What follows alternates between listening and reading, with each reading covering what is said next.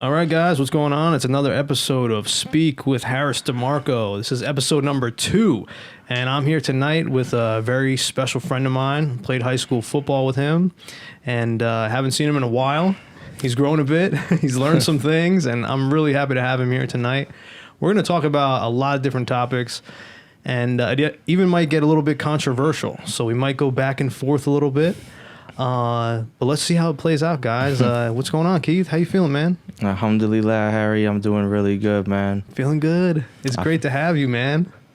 No, it's great to see you too, man. It's been a really long time. So talk to me, man. Like, we haven't seen each other for quite some time.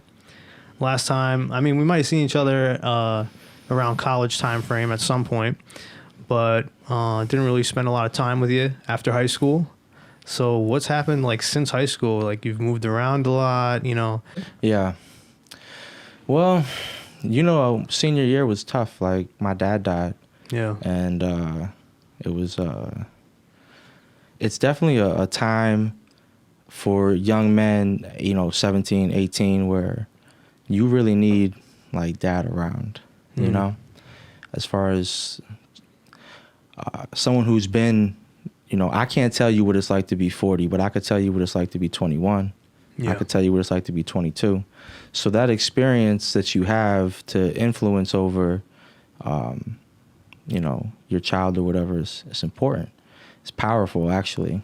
So I've been trying to just figure it out on my own, man. And, I hear you, man. by the grace of God, I feel like I'm right where I need to be, headed, uphill. It's not always just straight up. It's ups and downs and, valleys. And yeah, I remember, man, you went through a lot of different phases in high school. Starting out, like, you came, like, just full speed ahead, motivated as hell to be in high school. Yeah. Such a dork. But you're a heck of a football player, man. Yeah, I always loved the game. Yeah, man. And then, some things happen along the way, like everything else, right? Life goes on still, though, and you learn from your life experiences, and definitely. But I couldn't imagine, losing my dad at that young age, man. And I always thought about that, and there was times where I would just think about you, even when we were at school, and I was like, man, like, you can tell, like, you were going through some shit, Sure. Emotionally and everything like that. But, everything happens for a reason, and, I believe that everything is by God's decree. So God will never give you a problem that you can't handle. That's why your problems are designed for you. My problems are designed for me. And, that's something that I firmly believe in. So if it is a problem, it's just part of your test here on earth. You got to handle it appropriately. As a man, I think it's important to know how to handle when things don't go your way, because that's what life's about. Life's not always going to be victories. That's why I love football so much. You got to learn how to lose sometimes. You got to learn how to be part of a team. It's like being part of a community or a workplace or, whatever event and organized activity it is outside of sports. Sports helps the youth learn those life skills. So, I was coaching since high school. I started coaching our sophomore year. I remember, man. That was unbelievable. And the fact that you've stuck with it this long is pretty crazy. Yeah, man. That's a lot of work, coaching kids for that long, man. So out of everything that I've been through in my life, coaching has what's been a constant. The game of football, being part of the team. Probably around, 2011, I moved to North Carolina. I was in Raleigh. You remember Dre? Yeah. So I was down there with Dre. I was going to go to school, Wake Tech, but I ended up, just getting a job at the supermarket, bagging groceries. But it was so cheap down there. You're 19, 20 years old in New Jersey, and you find out you only got to pay $400 a month for a studio apartment in North Carolina. Everything is cheaper everywhere else but Jersey, man. That was crazy. But I saw it as a window for me to leave. I was ready to live by myself. I needed that kind of space. And living in North Carolina, I was able to do it at a young age. Looking back, it's like that is the time to get right into whatever your either trade's going to be or if you're going to go to college. I was trying to chill and hang out. And you man. said you were coaching down there too, right? Yeah, so I didn't coach my first year. I was trying to get a lay of the land and understand like the community and where I was living and making new friends and things of that nature. But like I said, everything's by God's will, man. I was at a gas station and I saw this gentleman wearing a Steelers. It looked like the Pittsburgh Steelers. It was a black shirt with the yellow stripes and had this symbol. And I knew that there was a team in town called the Capital City Steelers. Mm-hmm. So me and him got to talking. I told him I used to coach up here in New Jersey. And he invited me to come coach with him. He invited me to go to practice. So I remember going to their practice, first practice, right? I see these kids. There's like 5 of them that's like 6'3", mm-hmm. right? And I'm talking about 8th graders. So I've never seen a team like that when I was, still living in Jersey at that point. I was coaching in Edison. Right. And it's no knock on our guys, but I had never seen that kind of team at that point in my life. And I was like, yo, you guys is loaded, Mm-hmm. Like I would love to be able to help you, coach or whatever. But they was already in their season, and I didn't coach that season with them. So 2011, I didn't coach. But I'm sorry, that was 2010. 2011, we got together. I'm mixing up all my dates. 2012, we coached. That was our first year coaching. We went 7-2. We first year coaching 7-2. Yeah, and that year was a struggle too, man. Like let me tell you, that team, we had to piece together, 18, 19 kids, and we didn't have the money to buy their jerseys at first. At the beginning of the season, we had these raggedy jerseys. Mm-hmm. But that was one of the grittiest teams I ever coached, man. Those guys that year, they didn't care that, we had, what's it called when you get a sample jersey from somebody? A hand-me-down? Not a hand-me-down. It's like the default jersey that they have where they don't do anything to it. Like just like the basic. Just a generic jersey? Exactly. That's what it's called. It was a generic jersey. So we had these just basic generic jerseys that we got from the company for the low. Mm-hmm. And they didn't care. Those kids wanted to play football. It could have been out in the parking lot. But they just love football. And the 2 teams that we lost to were, national level teams. They weren't no slouches. The North Raleigh Bulldogs, so Capital City and North Raleigh, they're like big time rivals. North Raleigh, in Cap City to this day, they're known around Pop Warner around the country, national champions. They had. It seemed like you were in the right spot, man. Oh man, listen, it's like a mecca right there. in Raleigh, bro, like you're gonna get a D1 kid on your team every year, and you're gonna play against D1 kids every year. The city of Raleigh and Wake County, the whole state of North Carolina is loaded with talented players, like for sure. So why'd you move back here? I wanted to be closer to my mom, man. Mm. Like I moved back when I was 25, so. 2015, I had coached 12, 13, 14, and had a real good run, had a lot of good experiences with those kids, made a lot of good friends, but it was just time for me to come back to New Jersey. I felt like I saw where my life was going in North Carolina, and I love North Carolina. Don't get me wrong, I love Carolina. But if I ever go back to Carolina, I want to go back, established with this Jersey money, essentially. Living in New Jersey, when I came back to Edison, I can't tell you how much I appreciated, the town that we're from, because it's such a great geographical spot. We can get to New York. So I moved when I was 20. I never really got to experience New York as an adult. Philadelphia, even if we want to go to Washington, D.C., it's not a bad trip for the night. You're being so nice to Jersey right now. Yeah, man. Usually I'm always knocking Jersey. I'm trying to get out of this place. But you're right. We got New York City, right, an hour train ride this way. You got Philadelphia, hour train ride this way. You can get to any game you want to go to, any sport you want to go to.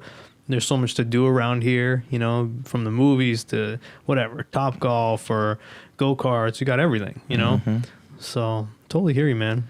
Yeah, man. Like the benefits of living in New Jersey, you could go 45 minutes to the west and be in the mountains. You can go half hour south and be at the beach.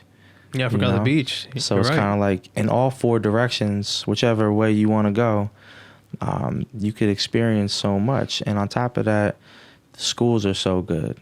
You know, it's a great place to raise a family. There's not a lot of violent crime. You know, a lot of people leave their doors unlocked. You know, it's like, bottom line is,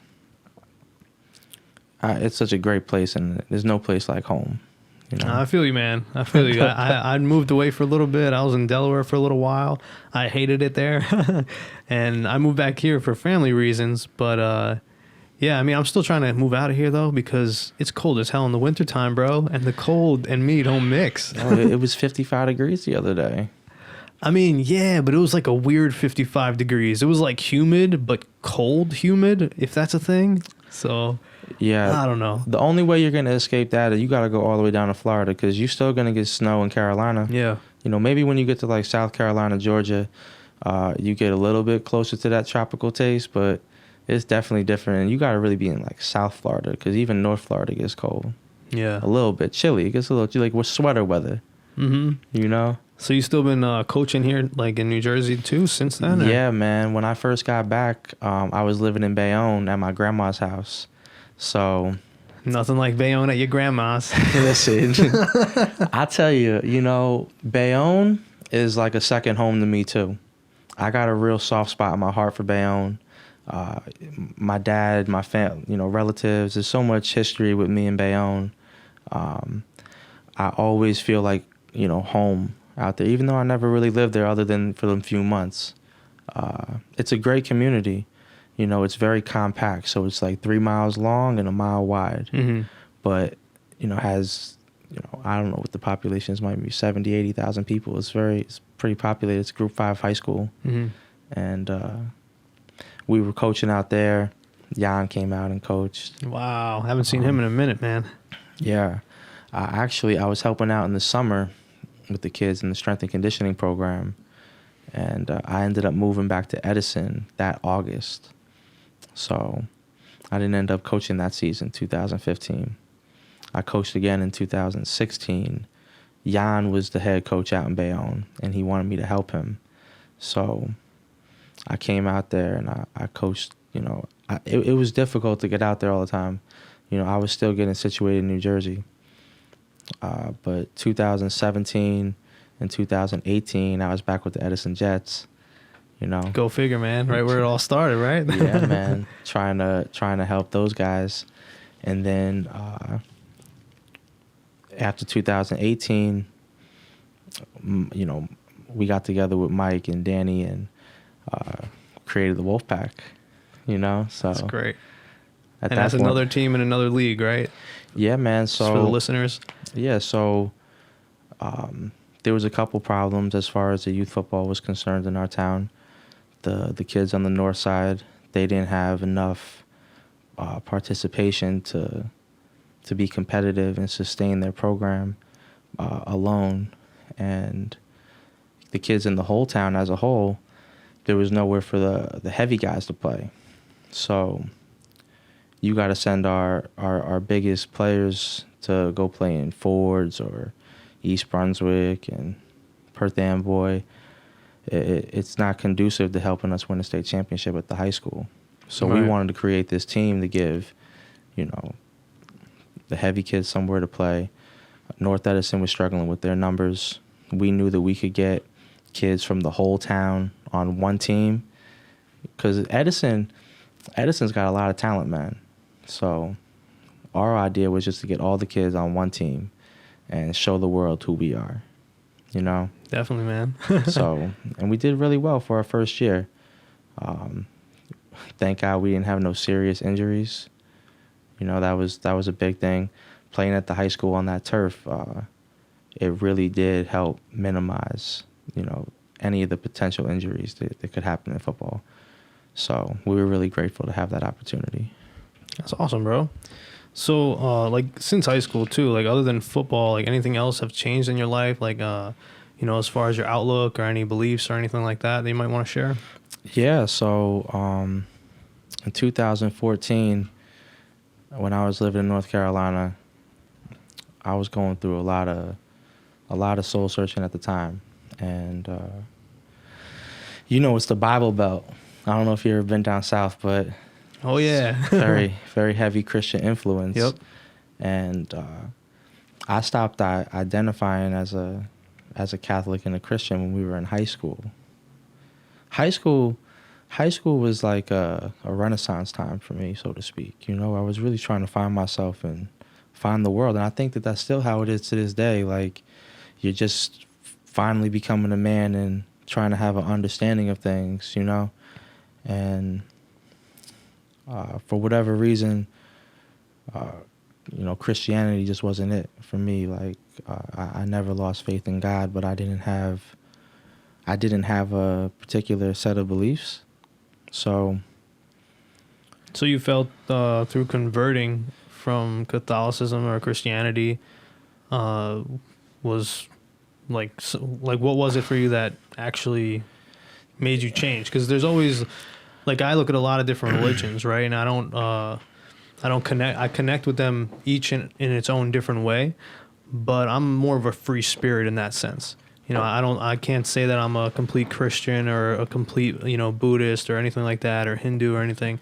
It's just, there's a lot that I believe altogether. So it's interesting to hear from somebody that I've known all my life, and to know, like, to go through that experience of converting and how that must have, like, worked out for you. So in, 2004, 2005 was high school when I went to Catholic school my whole life. So kindergarten to 8th grade, I was in St. Matthew's. So one of our classes in elementary school and middle school was Bible study, it was religion. So that background in itself gave me the opportunity to really study the Bible at a young age. And I always had a lot of questions, things that just, that didn't necessarily add up to me. And especially with, the Old Testament and New Testament,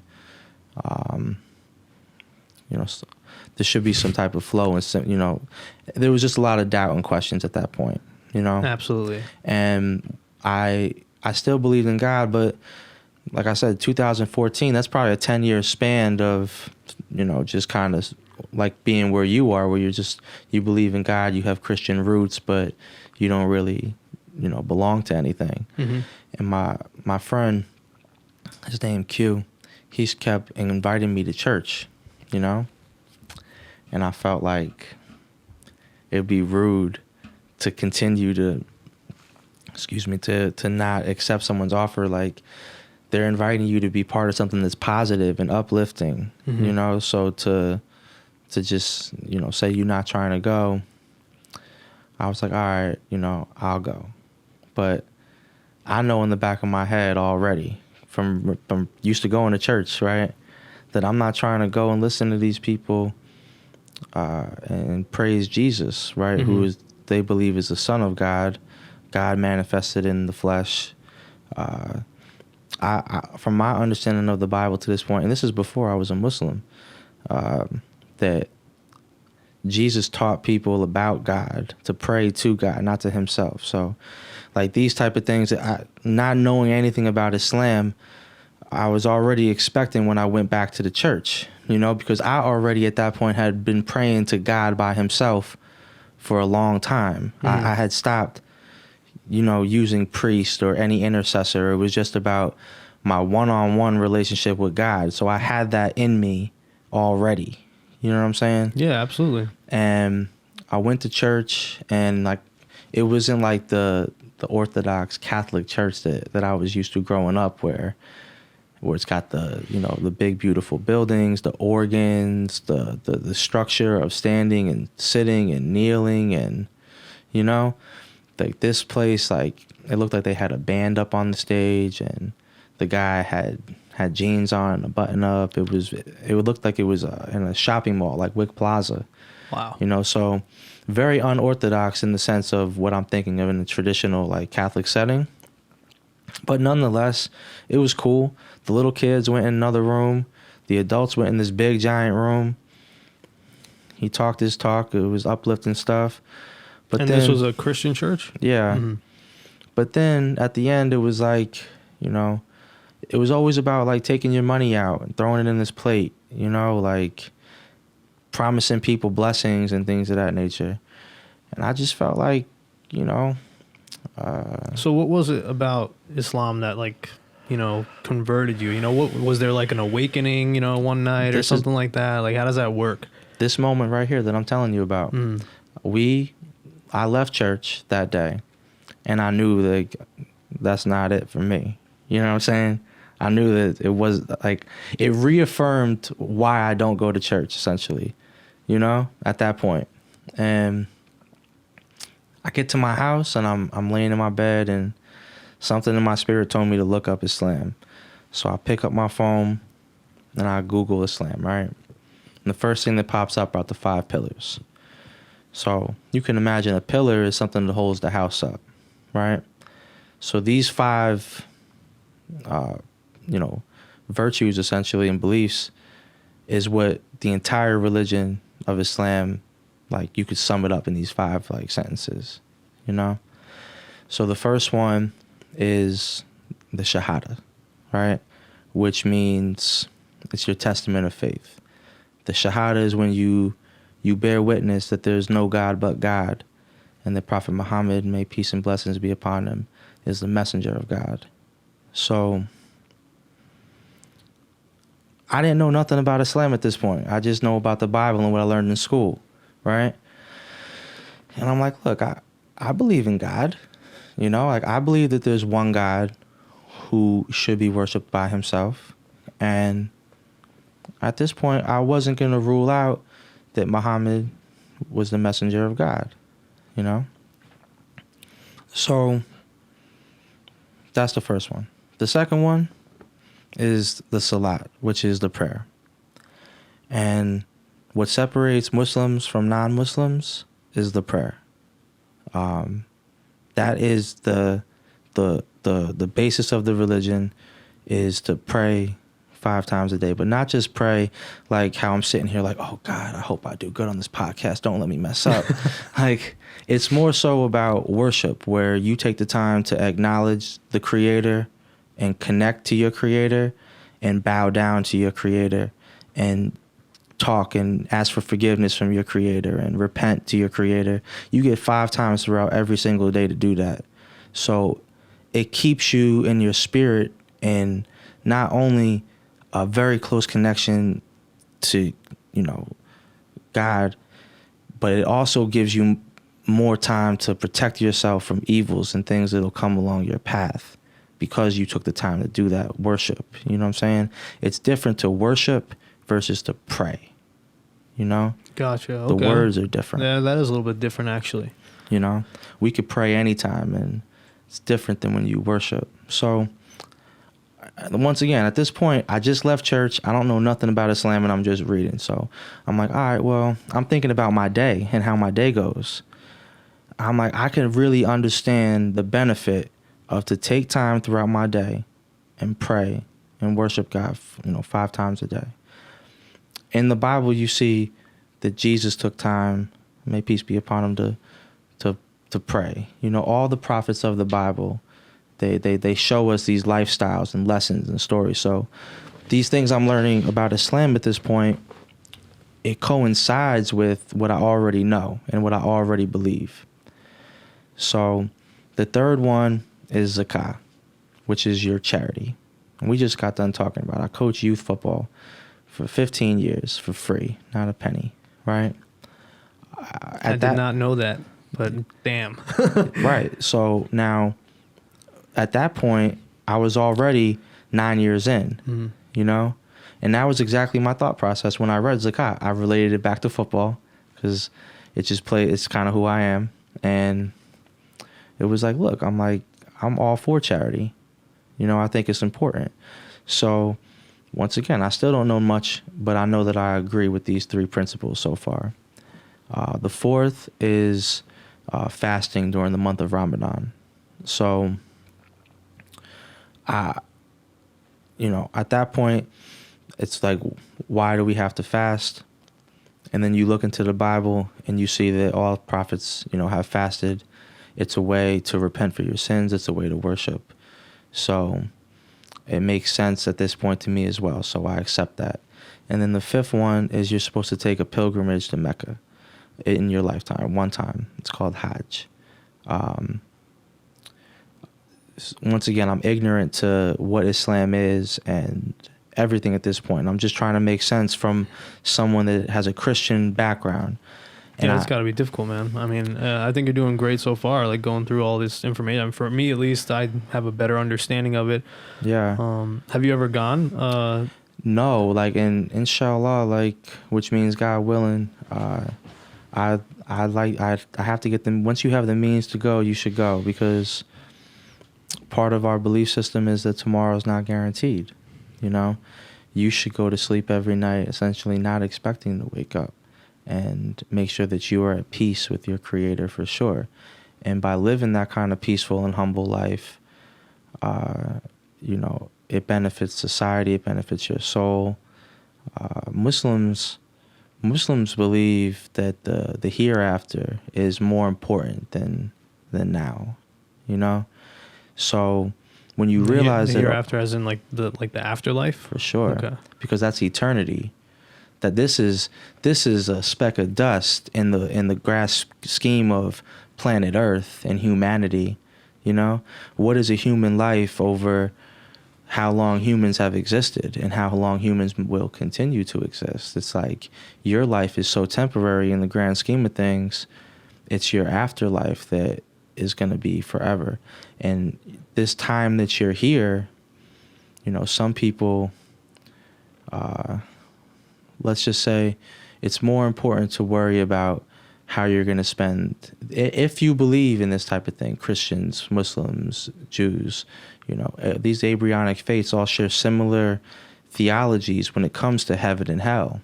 So Muslims have a very clear understanding that not everyone's going to go to heaven, even if you do say you're a Muslim. Because how can you just say you're a Muslim and not act like a Muslim? You know, you can't hide what's in your heart and soul from God, and that's the one who's gonna. That's pretty scary, actually, when you say it like that. You know what I mean? Like, if that's real, that's pretty. It's a big deal. Because you could fake the funk with people. You can go out and pretend to be someone different every day. Yeah. You could change your personalities, the way you talk. So how do you be true to yourself then? You know, how do you, with everything in today's world, we see how crazy it is out there. You know. There's so much influence. I know we were talking briefly before you came in about the influence of music on people when you listen to it in bad situations, or the radio or TV. So, yeah, just share any thoughts on that. Well, Muslims are not allowed to listen to music. You know, it's considered haram, which is a forbidden principle. There's certain things that are halal, which means permissible, certain things that are haram, which is impermissible. So, once again, as I became a Muslim, now we skipped over a real important part. Even though I started to identify as a Muslim that day, right? I didn't just jump in and become a Muslim that day. Even though I acknowledged that I started to like tell people I was a Muslim, but I didn't go and take my shahada or really get a formal education, because I guess I wasn't ready. You know, some things that were going through my head were, how would people view me? My former Christian friends, my family. You know, my whole family is some form of Christian, whether it's Catholic or Protestant. So, you know, all those concerns came in, and I was still interested in Islam. I needed to learn more. So I looked up, where could I go get more information? I typed in Raleigh and Islam, and the Raleigh Islamic Center popped up. And it had a website, and I clicked on it, and it had a Quran you could read online. So I click on this Quran, right? And the first, it's called a surah, it's like a chapter, is called Al-Fatiha, right? And it's only 7 lines. And I read these 7 lines, man, and I instantly knew at that point I was a Muslim. You know, I instantly knew. It wasn't even a doubt in my mind at that point, which was a beautiful moment.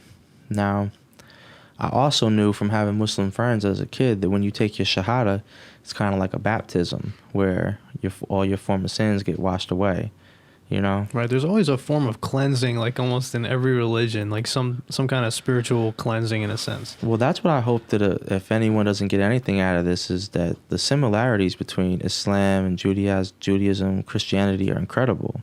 You know, they're alike in a lot of ways that people don't even pay attention to, because there are some major differences, absolutely, distinctive differences, but the core beliefs are the same, you know, on a conservative, you know, viewpoint. So I didn't take my shahada until 2016 when I moved back to New Jersey. I waited 2 years. I was still, I stopped drinking and I gave up pork immediately. At that day, I stopped drinking and gave up pork. Those were two things that weren't a struggle. You know, I love food. You know, I love to eat As good you can food. see, I love food too, man. But there's so much other good food that you don't need to eat pork. There's so many other options. I could eat something different every single day. I'm really trying to get away from meat in general, like, and get more towards a plant-based diet. But at this point, it's not the case. Mm-hmm. But pork and alcohol, I never really was a fan of alcohol. I wasn't a fan of, like, the person that I would be under the influence of alcohol, or just the activities that are involved with, like, alcohol. It's always just bad vibes for me in alcohol. I never really was into it. That's good then. So, I mean, you had a lot of self-awareness, like, you know, from the point where you know, figuring out that alcohol is not really for you, and also figuring out that you're not as connected to Christianity or Catholicism. You know, at one point, a lot of people, they don't even know, like, all their life, they don't even have that awareness. They just kind of do whatever their friends do or their community does. or their family. Or family, yeah, and they have that influence. But one thing I gotta say, like, that I'm really happy that you're here, is because we're sitting at this table together, kind of in a different perspective, but we're able to, like, respect each other's ideas, Yeah. and understand each other a little bit more. So as we keep going through the show, we're going to talk about some things that we're not going to agree on. You know, we're not going to see eye to eye on. So share whatever comes to mind, you know, and if you disagree with me, disagree with me. But I want everybody at home to know, you know, that he's a good friend of mine, and we're just here today just to kind of understand each other more after the years of not actually being around each other. So this is very interesting to me, actually. Yeah, it definitely put things into perspective. There was probably one of the biggest changes that ever happened in my life was becoming a Muslim, because being a Muslim means you must submit to the will of God. So you no longer just live your life in a way where you just do whatever you want to do, you know? Like listen to music? You know, listening to music was something that I gave up at first, but then I'd still listen to music sometimes. And then over the last couple of years, I gradually just really lost the interest in it myself, because I could feel myself changing when I don't listen to it. You know, music is kind of like a form of hypnosis. So whatever lyrics you want to sing in your head and bob your head, you kind of get in those kind of zones. That's why they play certain songs for the athletes before the game, you know, to get their adrenaline pumping. It's like whatever you listen to, it can kind of brainwash you. So, Well, sometimes it puts you in different mindsets, right? For sure. Like you can listen to good music and, you know, you'll feel at peace and rested, right? It depends on what you consider good. See, Jesus would tell you in the Bible that no one is good but God when someone tried to call him good. Once again, that's one of the things about the Bible where it'll make you question. It's like Jesus wouldn't even allow someone to call him good, and he gave glory to God who created the whole universe. So it's like, by those standards, like, we believe Jesus was a Muslim, you know? Wow. Yeah, That's I don't a know very interesting idea. I don't know if a lot of people are aware of that, but It's very interesting. Islam is the only non-Christian faith where believing in Jesus and Mary are principles of the faith. You can't be a Muslim if you don't believe that Jesus, peace be upon him, is the Messiah and was born of a virgin. Like, those are two things that Muslims believe. Muslims also believe that God rose Jesus into heaven, body and soul, and that he's still alive and he's going to come again to defeat the Antichrist, to rule over earth, because the Messiah from the Old Testament, he was supposed to rule earth, you know? So that hasn't been fulfilled yet, essentially. But nonetheless, as a human being, not as God in the flesh, we believe that he is a creation of God, that he was born from a woman, you know? Fatherless, miraculous, you know, like it was miraculous, but a human being nonetheless. So that just made more sense to me on an individual level. And so what else can't you do? Like, so there's no music. Yeah, because music. Okay, no pork. I was working in a tractor trailer company for 2 years, right? And it was probably the best thing that could have happened to me, because my brothers that I was working with are devout Muslims, and if we listened to anything, they would play the Quran. See, the Quran is kind of, if you listen to the Arabic form of it, it sounds poetic, you know, like the melody of it. You know what I mean? God made it so that it would be very easy for people to memorize. And that's so powerful because the Quran's still in its authentic text from the origins, you know? And it's because even if, God forbid, all the books were destroyed, so many people have it memorized to a T that it's like singing your favorite song, right? Mm-hmm. And then I know that you said one of the words wrong, you know? Say you're singing the Pledge of Allegiance or something like that, and you misplaced a word, you changed a word. There's 100 people from America that could tell you, like, that's not how the Pledge of Allegiance goes. And it's the same thing with the Quran. So, and this is for people that are into this type of, you know, conversation and faith issues. All three, the Torah for Judaism, the gospel when it comes to Christianity, and the Quran for Muslims, they all have themes that are associated with the time period. So if you look back into the Torah, there's a lot involving Moses and magic. You know, magic was a big theme in that time period. You know, the Bible talks about Moses throwing a staff and it turning into a snake, you know. Now, me as a believer, I believe that anything is possible if God wills it. There's nothing that God can't do. Like, those two words don't go together. So I won't rule out anything. At the same time, now you look forward to the Bible and the gospel with Jesus bringing people back from the dead, and just healing was a constant theme. And in that time period, medicine was also a constant theme. So in the time of Prophet Muhammad, peace be upon him, poetry was a theme. And it was like, there's no more beautiful words that you could find than God's words. Mm-hmm. You know, so when you listen, it's like you do find peace. Your spirit feels good listening to the Quran.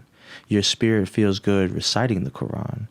Like, Islam really does bring you to peace. You know, the entire lifestyle that's associated with it, the words, the practice. You would have to experience it yourself to fully understand, like, kind of like yoga, you know? Right. So it's very, it seems really interesting, but at the same time, it feels very limiting, very conservative in its approach to do so. There's, it seems like a lot of discipline consistently, and also a lot of sacrifice as well. That's kind of interesting. I mean, because listen, man, your brain and your spirit is all powerful. So if your intentions are to please your creator, to know your creator, to live a life of someone who is trying to please God constantly. See, if you try to please the people, you're never going to win. You know, there's going to be some people who really enjoy this podcast, and there's going to be some people who don't. Yeah. You know, and like, that's how people are with any issue. Like, when it comes to the food you cook, or the way that you teach, you know, a subject, whatever it may be, or if you clean someone's house and you missed a spot somewhere, someone else is gonna be like, "Oh, well, this wasn't a good job." You get what I'm saying? Yeah, definitely. No matter what you do, there's some people just always born to criticize. See, that's exactly how I thought about, people being born to criticize. That's kind of how I felt about the backlash that happened for the Super Bowl halftime show. Oh man. So we're on the topic now, man. We're on the golden topic that sparked the reason why we're on this podcast. Yeah. Just if you'd like to get after, you've just expressed your beliefs and everything, and you're very conservative. You have a different approach to it, and you're a Muslim now. What were your thoughts about the halftime show? And I know we spoke about this, and we have completely different viewpoint, somewhat similar, but somewhat very different. So what was your initial thought on that? Because I saw a lot of posts online afterwards, and I was actually shocked. I'll tell you right off the bat, when I found out that Jennifer Lopez and Shakira were doing the halftime show, I was absolutely ecstatic. I told my wife, I posted about it on Instagram. I was so hyped up because those are two iconic, influential women, Latinas, that are powerful, and they're beautiful, and the way that they sing and the way that they move, it's always a performance with them. And I just knew that it was going to be a spectacular halftime show. Yeah. And I was very happy with how the halftime show went. And I saw a lot of different posts that were backlashing it, from talking about that it was human trafficking, that it was promoting that it was actually degrading to women, that they would never want their daughter to look up to these women. So many different examples, what was your take on the halftime show? All right, well, I got to be 100% honest with you. I didn't watch most of it. I took the time during halftime to do other things around the house that I didn't want to do while the game was going on, And I caught bits and pieces of it for sure. And I wasn't surprised, so to speak, about any of it because this is American culture. Talking about what people were posting on the internet, there was a guy that mentioned he hopes that they have a Janet Jackson when he found out it was. Oh my gosh. And it's like, that's just kind of what's expected from the male viewers. Mm-hmm. It's like, that they're going to put these beautiful women on stage and, in my opinion, like exploit their bodies. So I posted on Instagram about it, and one of the things that you had responded to was that my viewpoint on it was that they're expressing their body in a different way. And not everybody is going to become a Jennifer Lopez or Shakira, but there's little girls out there who aspire to be great dancers, great performers. It's just what they do, So, and I don't appreciate when people try to suppress other people in any form of expression. I'm very open with that. So your response to me, if I could read it really quick. So your response to me was, I would never approve of this behavior for my daughter. Protecting your modesty as a woman holds value. And I 100% agree that protecting your modesty as a woman holds power. But can you just explain that a little bit? The type of behavior and what you wouldn't, So I was brief with you in those messages just because I was hoping that we would be able to just have a real dialogue. I'm not a big fan of text messaging and inboxing and that nature. Because, that's why I wanted to have you in. Yeah, because I just feel like it's very hard. You have to be disciplined and able to type all your words to articulate properly. Now you end up sending paragraphs. No one wants to read that. It's a culture that I'm still trying to understand in myself, so to speak. What I meant about it was that the woman who said that she would want her daughter to do better, right? I understood where she was coming from in the sense of there's certain things about your sexuality, men and women, that I believe should be private and should be just between the man and the woman. That level of intimacy, I feel like there's value in that. I feel like I would try to advise my daughter, if I had one, in ways to understand the type of man that I am and the type of man that, hopefully she looks for in a husband. Like they say that, to an extent, the father influences the daughter into what type of men she's going to look for eventually. So it's very important that you conduct yourself in a type of way when you have children that, they're watching and emulating, and you're setting the role. So as a Muslim, the man is supposed to be the head of the household. And essentially, that little girl has to learn how to be a good Muslim woman by the standards of what God told us is a good woman. There are certain responsibilities that a man has to the woman, and there are certain responsibilities that a woman has to the man. But just like, the yin and the yang, it's like we go together in harmony, and those differences that we have is what makes us need each other. Mm-hmm. So it's nothing against any individual ethnic culture as far as the dancing is concerned, the music, because Muslims and the religion of Islam is a culture in itself. So my viewpoint comes from a man who plans on having a healthy Muslim home one day. Having a daughter is a blessing, and her good deeds and her lifestyle choices could end up being the father's way into getting into heaven. Her prayers being answered, properly. So another thing about how I feel about, if I had a daughter, would just be to not allow herself to be taken advantage and objectified by our society and, what we deem as acceptable or things you have to do to fit in. I feel like a lot of people feel like that sex is just available now. Sex is just okay. Teenagers and, however old. Getting married is not a big deal. People live together, right, for years, have kids, and it's like you live the married life, but you don't ever just go get married. You know what I mean?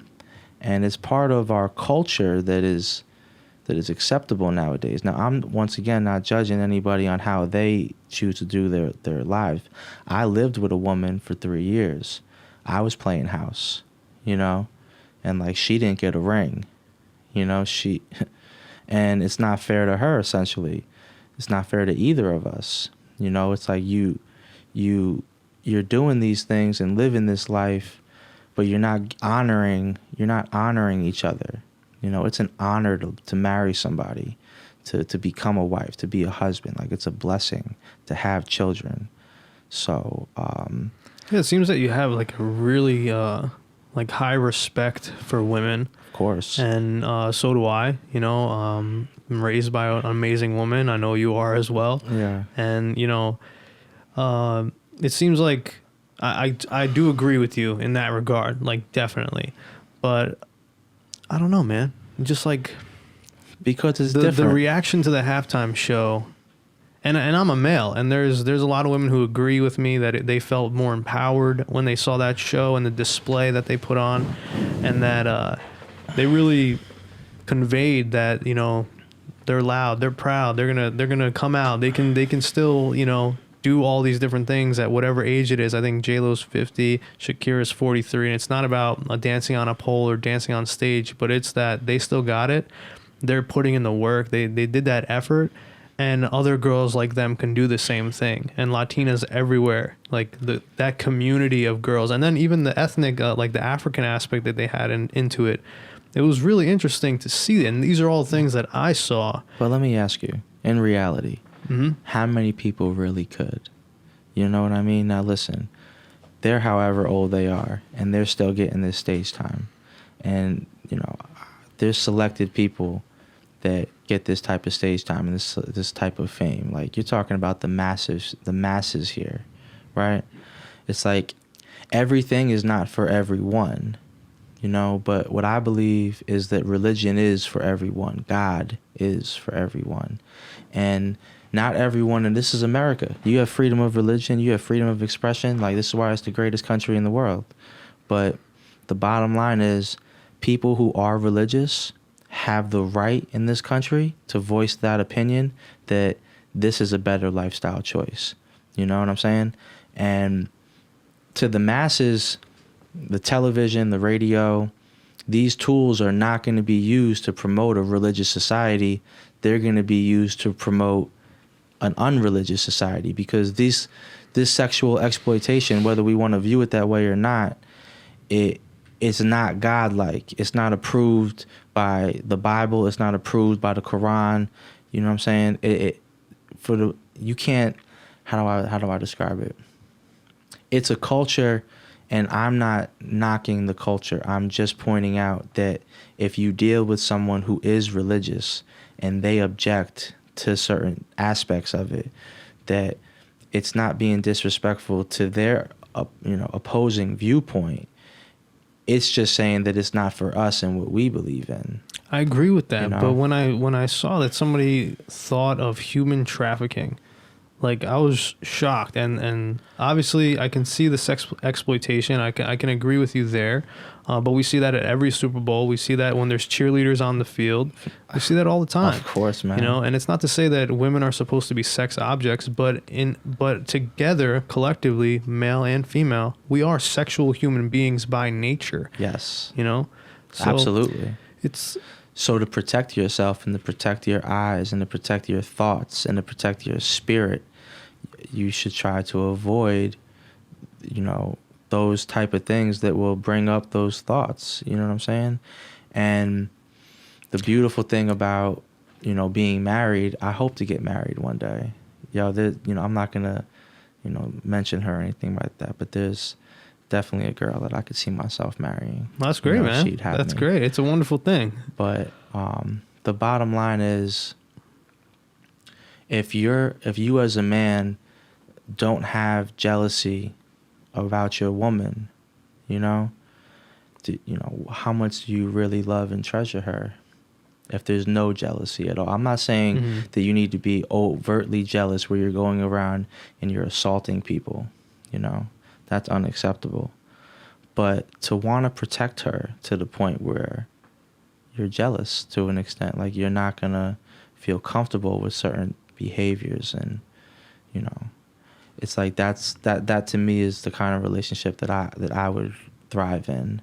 Because if I'm going to be 100% committed to you as your man, you need to know that it's us. Like, we're in this. This is, it's a big world out here. So do you feel that it would be wrong if your wife was to dance professionally, or to teach dance or ballet or yoga or something like this? Or even, like, hypothetically, if it was J-Lo, you know what I mean? And she wanted to dance on stage, you would really say, like, you would be against that. You probably wouldn't make a good match for that reason, because they were too open. Not too open. Well, what is it? So because you think that they're disrespecting themselves by doing that? Not themselves. You, as a human being, we believe that God's going to judge us as individuals. So everything that any other person does is between you and your creator, But I would like to be with a woman who fears God and, wants to do things to please God first and foremost. And then, understand that our level of intimacy and the attention that I give her, that's why it's your job as your man to make sure you love your woman. You got to give her the attention that she needs and deserves. Otherwise, she'll have these urges to go get it somewhere else. And that's not saying that she's going to act on it sexually, but it's just saying that you're not fulfilling her needs. So I just feel like relationships are difficult. It's a commitment. You guys owe each other things. You have responsibilities to each other. And it's like, look, that's my beautiful wife I get to look at. I get to touch. I get to see. Like, I don't get to see all that. It's not for you. Like, I feel like that's more... But what if it's a form of expression for her? Because this is where it all changes for me. Because I don't want to feel like I'm ever suppressing somebody's inner spirit, however they feel like they want to demonstrate that. And I get what you're saying with... I get what you're saying too. And I know how to answer what you're saying. I would never try to suppress anybody. Mm-hmm. If you marry a woman and that she is a certain type of way when you marry her, then you have already accepted those, things that you dislike. You know what I mean? Mm-hmm. You have a choice who you get to be with. You don't have to marry somebody who behaves in a way that you don't feel as though is appropriate.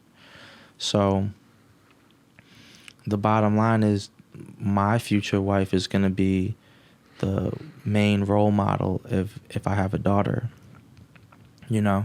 So the way that my wife dresses, the way that my wife lives her life, the way that she holds a conversation, you're not going to be the only one that's teaching your child. Like, that's what people have to understand. Like, when you're looking for a man or you're looking for a woman, this person you could have a family with, and they're going to be instructing your kid about life. It's like, this is, you know what I mean? Mm-hmm. You got to be really careful about who you're choosing. And that's why it's more important to get to know somebody and to have the relationship built about God and your spirit. See, those are things that are more important for me. It's like, you have more of a foundation with God and your spirit, it seems like. And yeah, because we're not going to have to worry about who's trying to have their way. The rules were given to both of us from God. So if I'm not following the rules that were given to us from God, she could check me and hold me accountable. And it's the same way, in the Muslim households. So I don't have to marry a Muslim. I can marry a Christian or a Jew. Just someone who believes in God in general. If you believe that there's one God, we can marry them. Mm-hmm. But it would be much easier for sure if my wife believed in Islam, and we wouldn't have that struggle. Mm-hmm. That's great, man. I mean, I went down a rabbit hole today, even like to look up some of the things that were coming up from the halftime show. Yeah, I know. And you were telling me. I was so interested. It was crazy, man. Like, people were talking that it was just about Freemasonry. They went to like the Illuminati, all these different crazy conspiracy things, and they were talking about colors and the circle of fire and how Shakira was dancing with a rope, and that's all like a ceremony done in Freemasonry. And I have no idea about Freemasonry. I started a documentary on Netflix about it, and I stopped like halfway through. I was like, I can't watch this anymore. Right. It was interesting, but I just don't connect with that, and I didn't see any of that, and even women as like objects of sex and everything and being exploited on TV. I didn't see that. It was more inspiring for me. And you want to know why I think that is, Harry?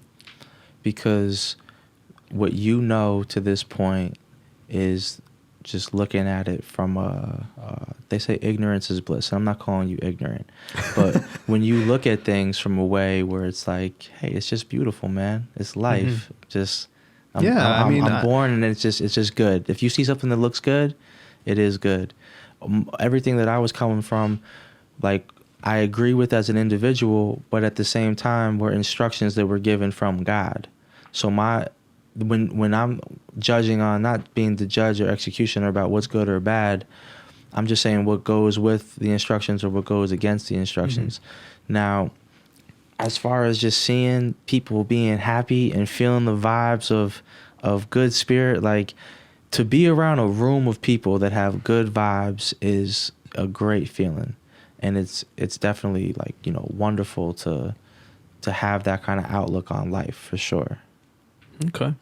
So I kind of have like a little flip side scenario here, because we were talking about women being, sex objects and things, or how it was displayed on the halftime show. And the flip side that I was thinking too was, if it was men, if it was a man up there, would it be different? Or would it still be there? Like if he was out there and his genitals were showing, it would be inappropriate. No, absolutely. That's taking it a little bit too far. But some guys take their shirts off on stage, or or whatever, doing crazy things, and in a sense they're expressing themselves too. And how much of that is actual expression, and how much of that is actually just fabricated sex and everything else? I think that everything they put on TV is acceptable culture. And they have gotten more and more liberal with things over the years.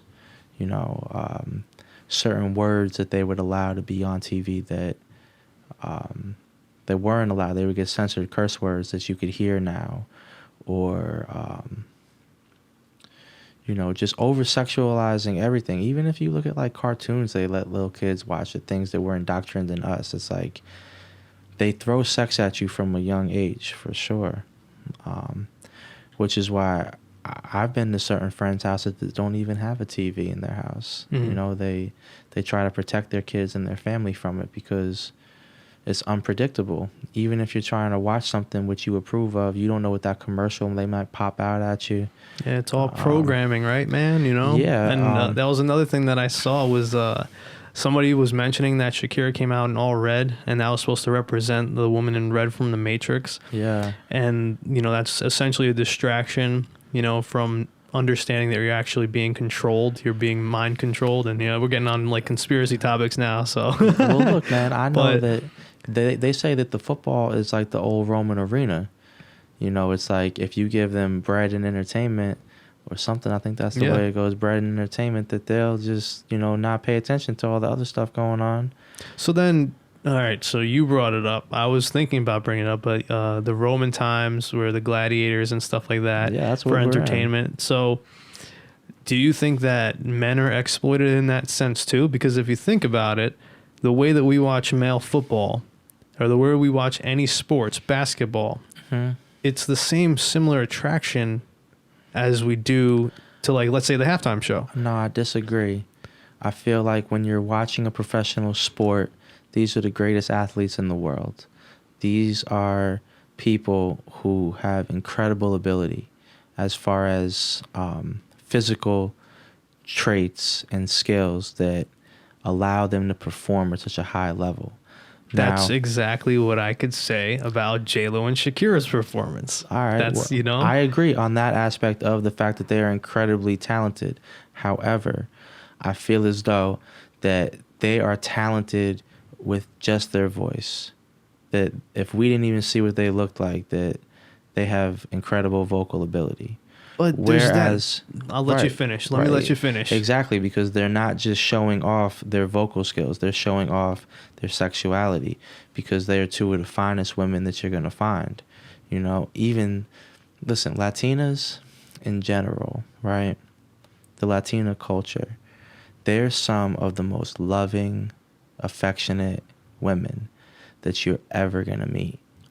And I just feel as though that if I were to marry a Latina, right, that I need all that energy and all that sexuality to myself. I'm greedy. I'm jealous. It's not for everybody. It's mine. You feel me? So, and like somebody might be with that. Others might not. Mm-hmm. There's some people that love that attention, because it comes down to if you like that kind of attention. Me, personally, I want my girl to be shy. Mm-hmm. I don't want my girl to be so comfortable around men. Well, that goes down to preferences now, Exactly. But at the same time, like going back to, Shakira and J-Lo and how about their voices, they could have just stood there still. And this is another thing that I said, what would you have them do? Do you want them to be in boxes? Do you want them to, like, where do you want them to fit in? They were, in my opinion, they were letting it all out on that stage, and that came from the heart, the soul, the spirit. That came from inside, and that was their style. It would have been completely different, let's say, if it was, like, I don't know, whoever you choose your top singer, right? Let's say Celine Dion, and she's sitting there, and she's singing her heart out, and we feel that emotion from her voice. But that's not J-Lo, and that's not Shakira. That's their style is totally different. I don't think that it's so much about their heritage, though. Like, even European performers are gonna wear clothing during these events that show off their bodies to an extent. It's not a fair question for me to answer as far as how do I describe it? It's not fair for me to answer what would I do, because I'm against the music industry in totality. It's not just about Latin music or any other rap music, country music. As Muslims, like we said earlier, we believe that music is a bad thing.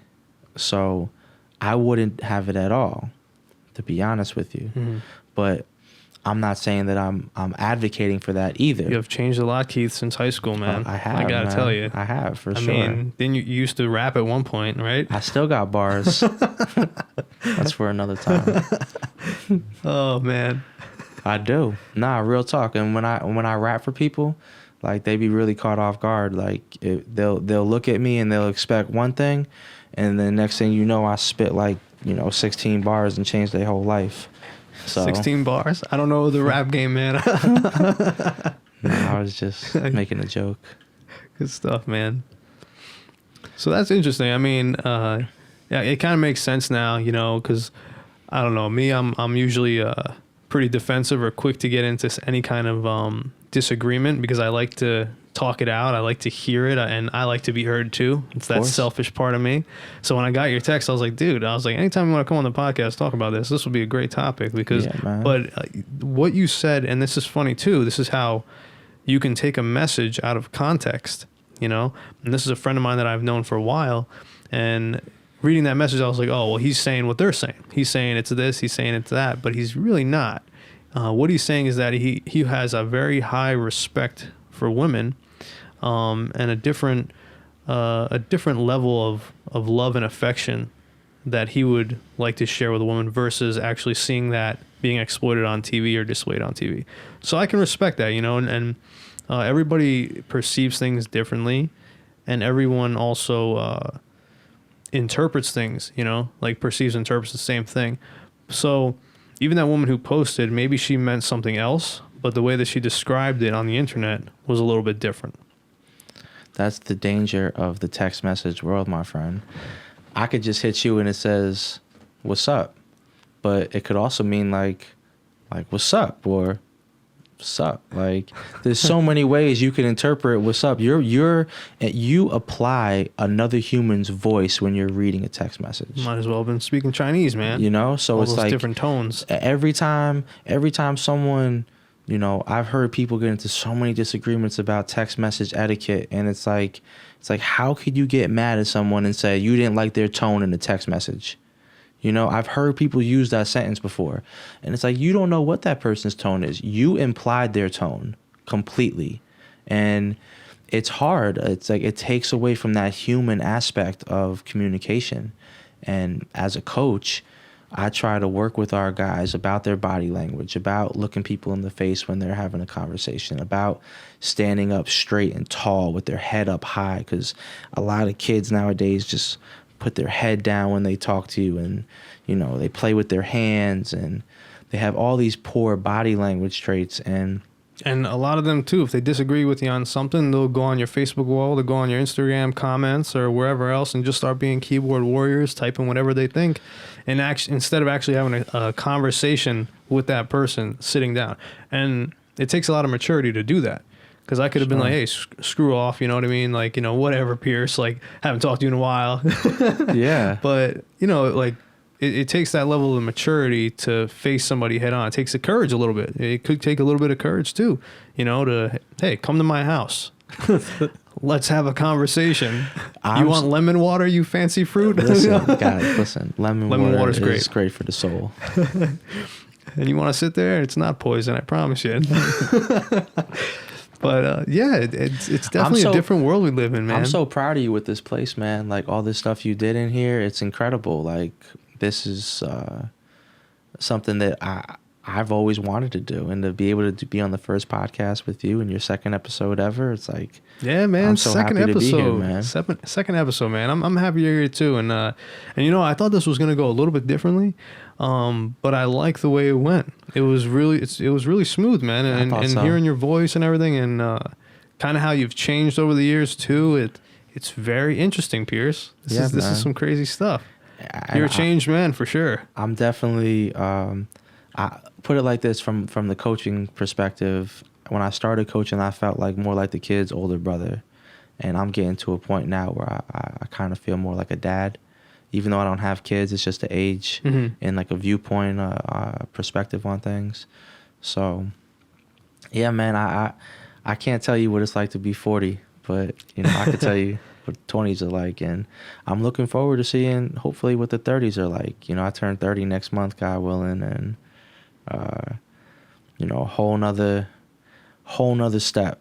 Yeah, absolutely, man. I feel great going into 30s, and the older I'm getting, I'm about to turn 30 in a couple weeks, actually. Yeah. That's gonna be crazy. And the older I'm getting, I'm realizing that it's not about your age. It's not about any of that. You just keep going, you keep working. I'm pumped up about my 40s, man, because if I've been doing this podcast or doing anything on the side for that, 10 years to see where that goes, Right. You never know where it goes, man. It's all about reps. No matter what business you're in life, no matter what field you're in, it's about repetition. And the more times you do something, the more comfortable you become with it. You kind of learn the tricks of the trade, how to be more efficient. So it's just about reps. I think for any of our young guys listening out there, to just figure out what you want to do and how you want to get your money and how you want to, be a man and take care of the family. I think that's probably one of the biggest things is that our culture allows you to date when you're in high school and do things that are for adults that pay bills and have responsibilities. You living in, your mom's house still or whatever, and you living like a grown up, and it's distracting you from actually taking the steps and becoming one. I think that's really powerful to point out. For sure. Definitely, because there is a level of maturity to any relationship, and anybody who's had their heart broken in high school or a screwed up relationship in the past. Tell me about it. we all been there, right? Yeah. So it's a learning experience for sure. But that's where the value of marriage comes back in, because if you have your set on I want to get married, I want to have a family, and I know that that's the only way that I'm gonna go and be around a woman. You're going to be motivated to go do that, But if you don't have to do nothing, if you could just go and get it for free, essentially, living at mom's, shorty come to the crib, it's y'all both in high school, college, whatever. It's it's easy, There's no value in it. Definitely. It's not easy moving out of your parents' house, let me tell you. It takes a lot of time, man. It takes a lot of work. You got to do what you got to do. For sure. But, yeah, man. So this has been awesome. I'm so freaking pumped that you came in, man. I think we got a great episode, and I hope you come in some other time. I know there's a lot that we can talk about. We could probably talk for another couple hours if we wanted to. Easy. And there's a lot more stuff, man. A lot more topics. But yeah, man. Next time I'll have you on, and we'll talk about something different. See how you're doing. But thanks again for coming in, actually having this conversation, and just letting me hear you out. From your side of things. I learned a lot from you. And your approach to it, and I think the level of understanding is a little bit increased, at least on my side too. How about yours? Oh man, I'm so happy that I got to come and do this with you, man. I think it was real beneficial for sure. It was fun. At the minimum, it was fun. So this was your first guest appearance on a podcast? This is my first time on a podcast. Period. Yes. It was great, man. Well, we'll keep in touch, man. I appreciate you coming in. Hope you guys enjoyed the podcast today. This is Speak with Harris DeMarco. Have a great night.